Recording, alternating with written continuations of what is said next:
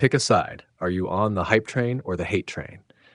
Either way, buckle up because this weekend the NFL is handing Shedeur Sanders his first real verdict in front of the whole country, and it's going to be loud. He stepped into an impossible scene last week, replacing Dillon Gabriel after a concussion, and the stat line was merciless. 4 of 16, 47 yards, 1 interception, and 2 sacks.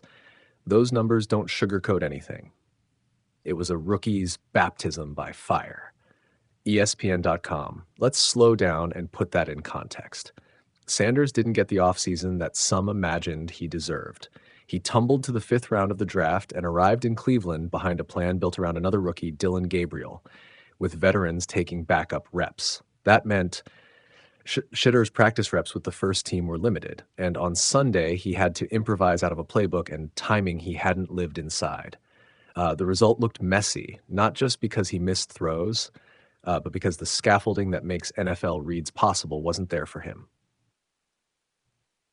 Reuters. That's the practical critique. Now the human one. He's Deion Sanders' kid coming in with a huge story and an even bigger spotlight.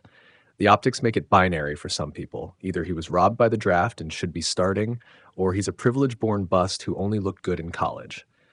Those are loud takes, and they're fun to yell at a TV, but they're not helpful for measuring a young QB's growth. The real test isn't who shouted loudest on Twitter. It's what he does when given a full week of first-team reps and a plan that actually fits his strengths. Yahoo Tetao. Here's the twist nobody wants to ignore. Cleveland is starting him this week. Head coach Kevin Stefanski confirmed Shedeur will take the first snap in Las Vegas, a true first start, not just mop-up minutes. That flips the script from emergency cameo to real audition. The preseason debate about whether the Browns should have given him earlier reps ends on Sunday, win or lose. Performance will move the conversation faster than any pundit's rage. NFL.com. So, what should you actually look for when the game starts? Don't obsess over raw yardage. Watch 3 things. 1, timing and rhythm with his primary targets. Are his drops on the money, or is the offense still catching up to him? 2, pocket management. Is he progressing through reads, or is he running because nothing develops? 3, decision quality on intermediate throws. Does he force throws into tight windows, or does he take the safer, higher percentage play? Those boring checks tell you far more about long-term projection than one highlight throw or one ugly interception. ESPN.com, if you want the emotional frame. The thing that makes this interesting beyond X's and O's, it's this. Shedeur has 2 stories running at the same time. One is the narrative that loves a redemption arc, the late-round pick who proves scouts wrong and becomes a steal. The other is the narrative that enjoys a car crash, the nepo baby who thrived in college because of system, hype, and pedigree. Both can exist because the tape is still small and the stakes are big. Sunday is where the 2 paths get more clarity. Yahoo Tetao now for the practical reality facing Cleveland. If this goes well, the Browns have an immediate question.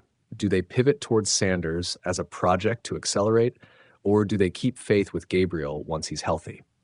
If it goes poorly, the team can say the experiment failed under pressure and return to their prior plan. Coaches are brutal about evidence. Give a guy meaningful reps and production, and plans change. Give him a rough outing, and the organization is perfectly happy to label it not ready. That's the trade-off in modern QB development. ESPN.com.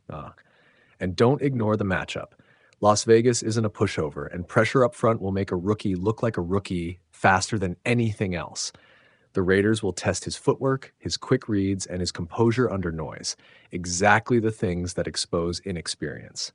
If the Browns keep the playbook clean, get him quick outlets, and schematically help him in the pocket, you might see a much different Shedeur than the one who struggled on Sunday. If they ask him to beat a hostile front with improvisation, it'll be rough. Silver and black pride. Let's make a small wager on the narrative. Whether you board the hype train or the hate train probably reveals more about you than about him. People who want the hype see the college tape, the arm talent, and the shot in the arm storyline. People who want the hate will point to the first real film and say, "I told you so." Both sides are half right because both are looking at limited data. The only full answer comes from sustained reps and cleaner tape over time. Yahoo Tetao. Still, sports live for moments. Sanders himself said the game got to speak. That's not a soundbite, it's a dare. He's betting that preparation this week, the help he gets from coaches and teammates, and whatever mental toughness he's gathered will let his play do the talking. Sunday will either be a first chapter of a comeback story or a loud footnote in a draft day controversy. Either way, it'll be worth watching. Yahoo Tetao. So here's the closing image I want you to carry. The stadium lights, a rookie taking the center of a stage he didn't plan to be on yet, and a crowd that's already decided what they want to believe. The game doesn't care about hashtags or hot takes. It cares about throws that land, reads that develop, and decisions that keep drives alive. If you're looking for entertainment, watch the drama. If you're looking for truth, watch the process. Either way, come Sunday, one of the trains will get its ticket validated, and the other will have to find some new tracks. The whistle blows soon. Let the game speak.